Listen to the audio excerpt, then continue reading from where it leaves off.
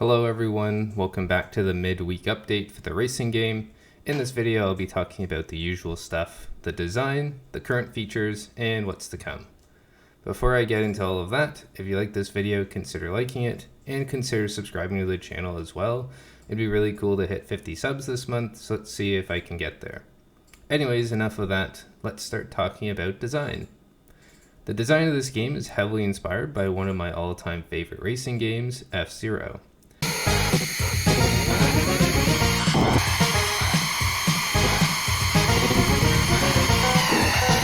That game had you drive at dangerously high speeds, using just your steering to win the race. As you can see, I followed that recipe for this game, and maybe even took a few sprites. Last video, I've kept up with the touch controls, since I'm also trying to target mobile devices with this game. I think by Friday I'll try to release 2 versions, the usual web-based one, and one that you can download for Android users. Sorry Mac and iOS users, I don't have a Mac to develop on. Next I look at the art. If you saw my first video, I was using 3D low-poly ships from a free asset pack. These worked, but every ship was a different size, had some odd colliders and stuff like that, and so it was becoming more of a hassle than being useful. So I found the old SNES F-Zero sprites and decided to reskin some of those, so I had a diverse number of cars for the game. Another design feature I have is the one-lap track, so there's no looping, no checkpoints, no nothing, just a finish line, and you're trying to get there first. Now let's talk about some of the current features.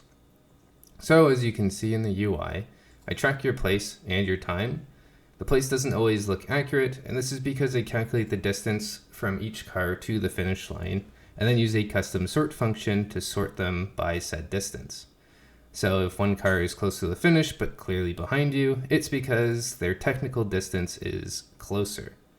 This feature I may try to rework since I want it to accurately represent the standing in real time, but I don't know how to do that without using the invisible checkpoint hack that many other devs use for racing games.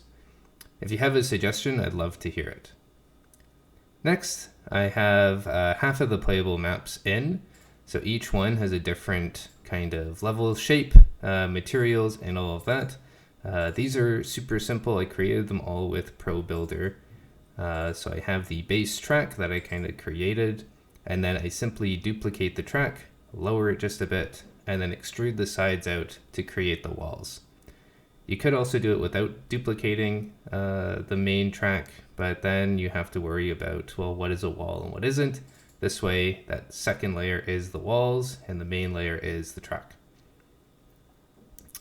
You might have also noticed that I've added some nice shield effects that glow around your car too when you bump into things.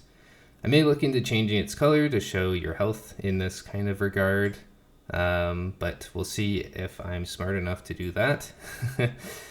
To make this, I followed a simple shader graph from the great YouTube channel Brackies, so I'll put a link to that in the description in case you're trying to do a similar thing for your project. Now let's talk about what needs to still make it into this game. Well, obviously I need to finish all the levels. They take some time to make, so guess what I'm doing all day after the release of this video. Next is a comment from my Instagram post yesterday suggests add some motion or effect to show that the cars are moving or hovering. Static sprites are fine if this was my first game, but these cars could use a little more juice.